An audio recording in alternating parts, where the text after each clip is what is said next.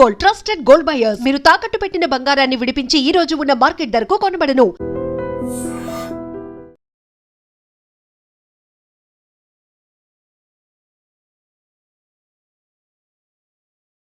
నమస్తే. తమిళ రాజకీయాల్లో మరొక కొత్త సంచలనం ఏమైనా నమోదు కాబోతుందా? ధనుష్ మొన్న ఫ్యాన్స్ మీట్లో మాట్లాడిన మాటలు ఈ చర్చకే దారితీసినటువంటి పరిస్థితి ఉంది. ఆయన ఫ్యాన్స్ రక్తదాన శిబిరంలో మాట్లాడుతూ మీరందరూ కూడా సేవా కార్యక్రమాలు చేయండి, 10 మందికి ఉపయోగపడే పని చేయండి, మీరు గర్వపడే విధంగా భవిష్యత్తులో నా కార్యక్రమాలు ఉంటాయన్నారు. సో దీంతోనే ఇంకో కొత్త పార్టీ పుట్టుకొచ్చేస్తుందని చెప్పి చర్చ జరుగుతుంది. నిజంగా ధనుష్ పార్టీ పెడితే పరిస్థితులు ఏ విధంగా ఉంటాయి? తమిళ రాజకీయాల్లో మళ్ళీ ఏమైనా చరిత్ర సృష్టించే పరిస్థితులు ఉన్నాయా? దీని గురించి డిస్కస్ చేద్దాం. ప్రస్తుతం నాతో పాటు ఉన్నారు తమ్మారెడ్డి భరద్వాజ్ గారు. సార్ నమస్కారం. సార్, ఇప్పుడు విజయ్ పార్టీ పెట్టాడు, అద్భుతమైన విజయం, ముఖ్యమంత్రి అయిపోయాడు. అదే బాటలో ధనుష్ అని చెప్పి తమిళ సోషల్ మీడియాలో విపరీతమైనటువంటి చర్చ చేస్తామన్నారు. మొన్న ఆయన అదే మీట్లో, ఫ్యాన్స్తో జరిగిన మీట్లో ఆయన మాట్లాడుతూ రాయన్ సినిమా ప్రస్తావన కూడా వచ్చింది. 2 నేషనల్ అవార్డు వస్తే తమిళందరూ కూడా గర్వంగా ఫీల్ అవ్వాల్సింది పోయి నా మీద విమర్శలు చేస్తామన్నారు అని.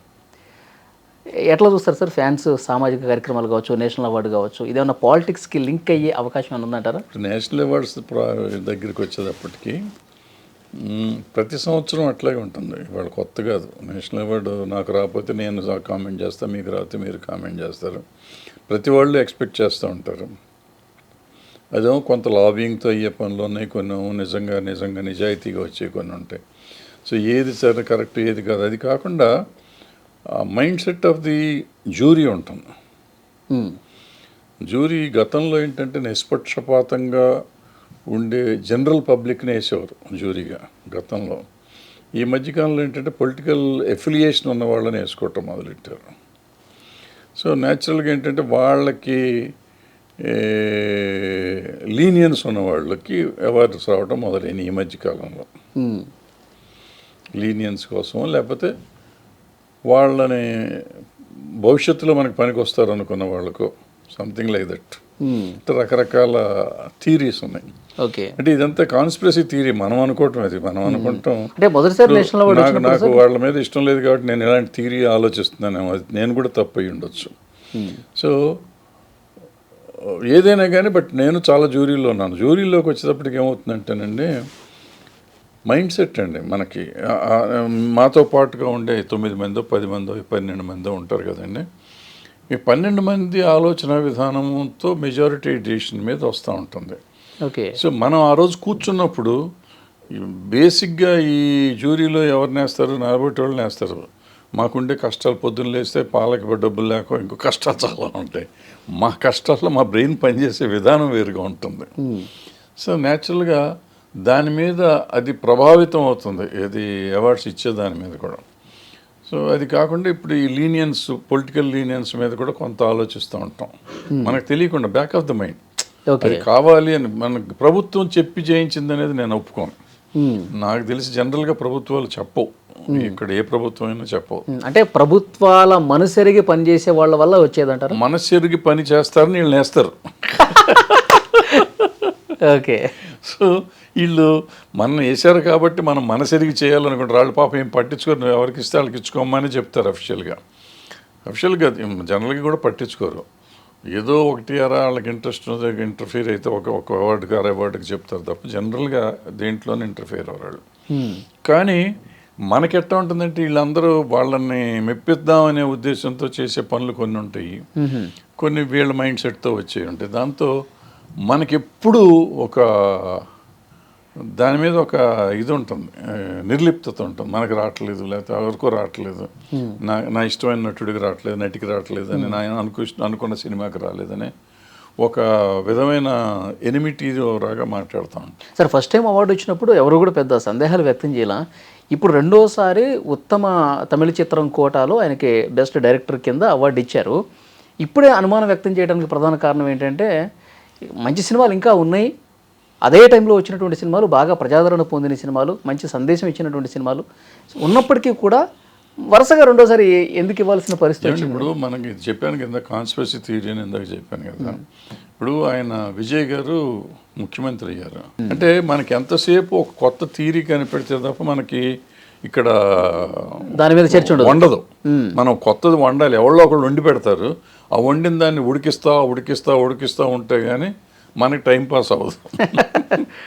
సో దాంతో ఏమవుతాయి అంటే ఇంక రకరకాల థియరీస్ వస్తాయి. ఒకళ్ళు ఏదో ఉప్పందిస్తారు, ఇలా పలానా జరిగింది కదా అంటారు, దాని మీద నేను ఒక రకంగా చెప్తాను, ఇంకొకళ్ళు ఇంకో రకంగా చెప్తారు, ఇంకోళ్ళు ఇంకో రకంగా చెప్తారు, దీని మీద ఇంకొక 100 రకాలుగా థియరీస్ వస్తాయి. ఇప్పుడు ఎంజీఆర్ గారి తర్వాత జయలలిత గారు కూడా వచ్చిన తర్వాత తమిళనాడులో ఉన్న ఆర్టిస్టులు అందరూ పార్టీలు పెట్టారు. విజయకాంత్ గారు అయితే కొంతకాలం వచ్చి దీంట్లో వచ్చారు. ఆ తర్వాత మిగిలిన వాళ్ళు కూడా పెట్టారు. తర్వాత నెపోలియన్ గారు సెంట్రల్ గవర్నమెంట్లో మినిస్టర్ కూడా చేశారు. అంటే ఎవరెవరో చేస్తూ వచ్చారు. సో వీళ్ళందరికీ ఒక ఆశ పుట్టిందనుకోవచ్చు, లేకపోతే పొలిటికల్గా వాళ్ళకి ఎన్లైటన్ అయ్యి వచ్చారు అనుకోవచ్చు, ఏదైనా అనుకోవచ్చు. మళ్ళీ ఇంతకాలం తర్వాత ఈయన వచ్చాడు. ఒకవేళ ధనుష్ గారు నిజంగా వద్దాం అనుకున్నా ఇట్ విల్ నాట్ హ్యాపెన్ అండి. ఇవాళ అయిపోయింది. ఎన్టీ రామారావు గారు రాగానే తర్వాత చిరంజీవి గారు వచ్చారు. అవల్ల మళ్ళీ ఈయన వచ్చారు. ఈయన 10 ఏళ్ళు ట్రై చేస్తే ఇవాళ ఉప ముఖ్యమంత్రిగా మిగిలారు. అవును. సో ప్రతిరోజు తర్వాత కృష్ణ గారు ట్రై చేశారు, కృష్ణ గారు రాలేదు. మరి చాలామంది ట్రై చేశారు యాక్టర్స్, వచ్చినాక మళ్ళీ వాళ్ళు వచ్చారు, కనుమరుగు అయిపోయారు. అంటే పొలిటికల్గా మళ్ళీ నిలబడాలంటే స్టేబిలిటీ కావాలంటే అంత కష్టం. సో ఆఫ్టర్ జయలలిత గారు పోయిన ఇంతకాలానికి ఇప్పుడు ఇతను వచ్చాడు. అక్కడ వ్యాక్యూమ్ వచ్చింది కాబట్టి. ఎందుకంటే తమిళనాడులో కరుణానిధి గారు పోయారు, జయలలిత గారు పోయారు. 2 మేజర్ పార్టీస్కి పెద్ద తలకాయలు లేకుండా పోయినాయి. అవును. పెద్ద తలకాయలు లేనప్పుడు ఏఐడిఎంకి అయితే ఆల్మోస్ట్ అనాథగా ఉంది.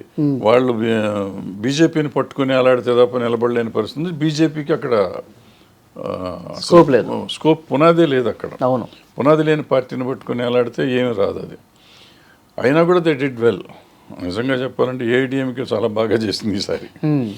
సో డిఎంకే దగ్గరకు వచ్చేటప్పటికి ఆయన కరుణానిధి గారు లేనిది లోటు కనపడింది. సో ఈ వ్యాక్యూమ్ వచ్చిన దగ్గర ఈయన వచ్చారు. అందుకే ఈయనకి ఫుల్ మెజారిటీ రాల. ఇంకా 10 సీట్లు 12 సీట్లు తక్కువ వచ్చినాయి. ఈయన మీద విపరీతమైన ఇది ఉంటే మొత్తం 200 సీట్లు వచ్చి ఉండాల్సింది అక్కడ, రాల.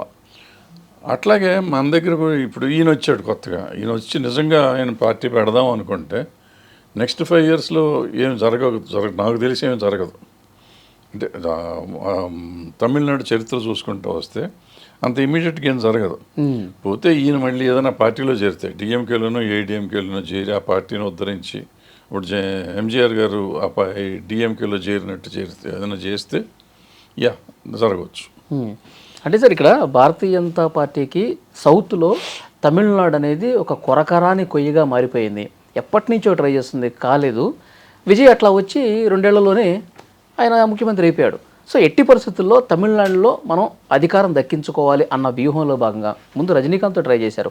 ఆయన భయపడిపోయాడు, మరి ఏం జరిగిందో అనారోగ్య కారణాల వల్ల ధైర్యం చేయలేదు పార్టీ. తర్వాత అన్నాడీఎంకేతో కలిసి ఏదన్నా అధికారం తీసుకొద్దామని చెప్పి గొప్ప ప్రయత్నం చేశారు. బీజేపీ అధ్యక్షుడిగా పనిచేసిన అన్నామలై కూడా పార్టీ నుంచి బయటికి వెళ్ళిపోయిన పరిస్థితుంది. సో భవిష్యత్తులో ఈ హీరోలతోనే సాధ్యం అని అట్లా అనిపించి ఏంది చేరదీస్తుంది అనేది అక్కడ. అంటే బీజేపీ ఎందుకు నిలబడదు అంటే నిలబడతలేదని నిన్న పొద్దున నేను ఒక వీడియో చూశాను, ఎవరో చెప్తా అంటే విన్నా.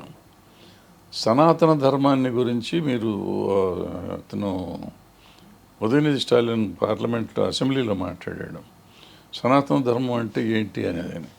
సో దాని మీద ఒక వీడియో ఎవరో చేశారు, నాకు నచ్చింది, ఆ థియరీ నచ్చింది.